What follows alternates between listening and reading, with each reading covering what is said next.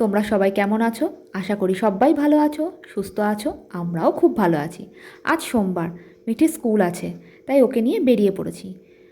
আর মিঠির মাস্কটা বার করা হয়নি। ঘরে গিয়ে আজকে মাস্কটা বার করব। ঠান্ডা হাওয়া লাগছে। আর দেখো, ঘরে এসে আমি বাসি কাজকর্ম সেরেই এখানে চলে এলাম গাছগুলোকে একটু যত্ন করতে। একটু জল দেওয়া, একটু মাটিটা খুঁড়ে দেওয়া, ঝুল পড়লে ঝুলগুলো গাছ থেকে সরিয়ে দেওয়া, বেশ ভাল লাগে।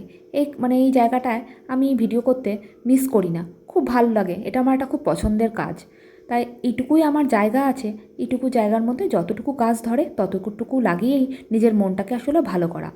এর থেকে আর বেশি কিছু না। সকালে উঠে রান্না করা নিয়ে খুব এক সমস্যা। ঘরে কী আছে না আছে তোমাকে চিন্তা ভাবনা করে করতে হবে। ওই চিন্তা করতে করতে ভাবলাম একটুখানি চিংড়ি মাছ আছে, কয়েকটা পটল পড়ে আছে, সেগুলো শুকিয়েও যাচ্ছে।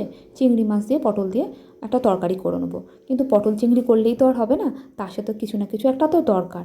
না চাপাতে পারিনি। আর শুভ্রজিৎ এসে বলছে চলো একটু বেরোনোর আছে, তাড়াতাড়ি রেডি হও। আমি পটল চিংড়ি করেই এসেছি। আমি জানি একবার যদি ফেলে রাখি, ওই ফেলে রাখাই হবে কাটা সবজিগুলো। আর দেখবে আলুটা কেটে রাখলে সে কিন্তু নষ্ট হয়ে যায়, কালো কালো হয়ে যায়। রান্না করেই এসছি। আর এই দেখছো, এসে কিন্তু ভূতের মতন বসে পড়েছি। তোমরা তো হয়তো কম বেশি সবাই জানবে, কলকাতার সল্টলেক মানে সেক্টর 5, এটাকে তো অফিস পাড়া বলে।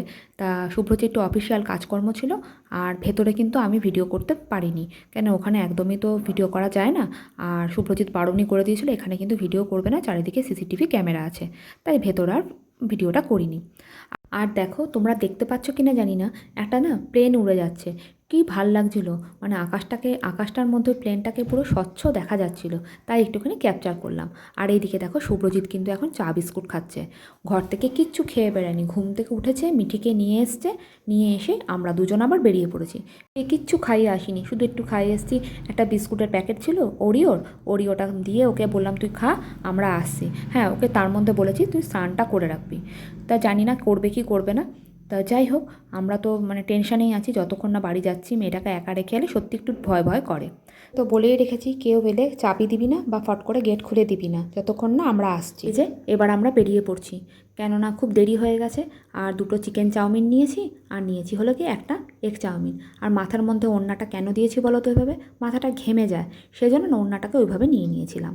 তা যাই হোক, আর এই দেখো নিয়ে এসেছি হলো আমার জন্য একটা এগ চাউমিন, আর ওদের দুজনের দুটো হলো গিয়ে চিকেন চাউমিন।